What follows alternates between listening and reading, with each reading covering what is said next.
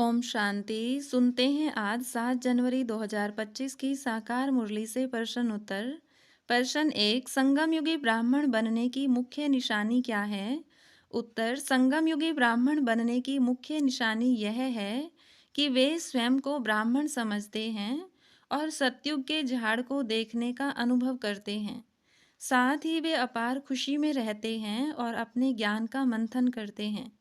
प्रश्न 2, ज्ञान के शौकीन बच्चों की क्या निशानी होती है?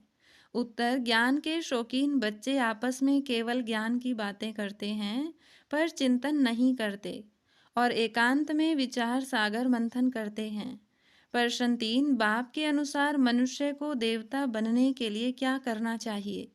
उत्तर, मनुष्य को आत्मा समझकर मामेकम याद करो का अभ्यास करना चाहिए ताकि योग बल से पाप भस्म हो जाएं और वह पुण्य आत्मा बन सके। प्रश्न 4, सृष्टि ड्रामा का कौन सा राज बच्चे समझते हैं? उत्तर, बच्चे यह समझते हैं कि इस सृष्टि में कोई भी चीज सदा कायम नहीं है सिवाय शिव बाबा के। नई दुनिया में आत्माओं को ले जाने के लिए बाप ही आते हैं।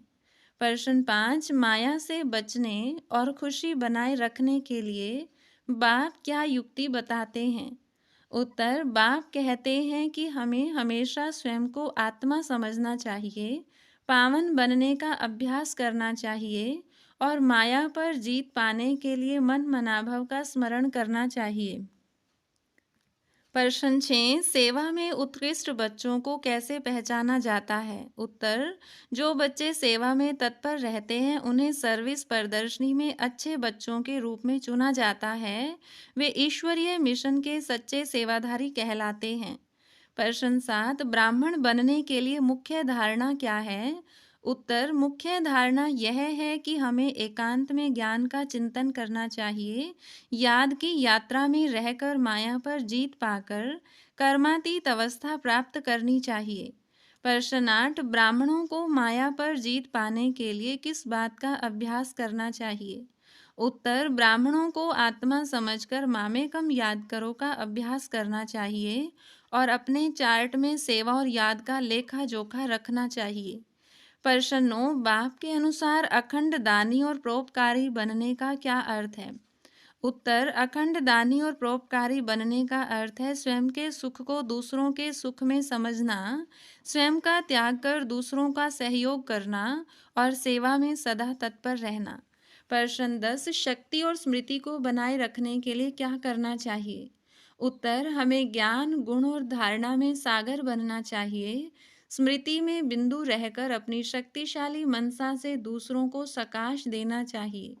प्रश्न 11, सर्विस करने वाले बच्चों की मुख्य विशेषता क्या होती है?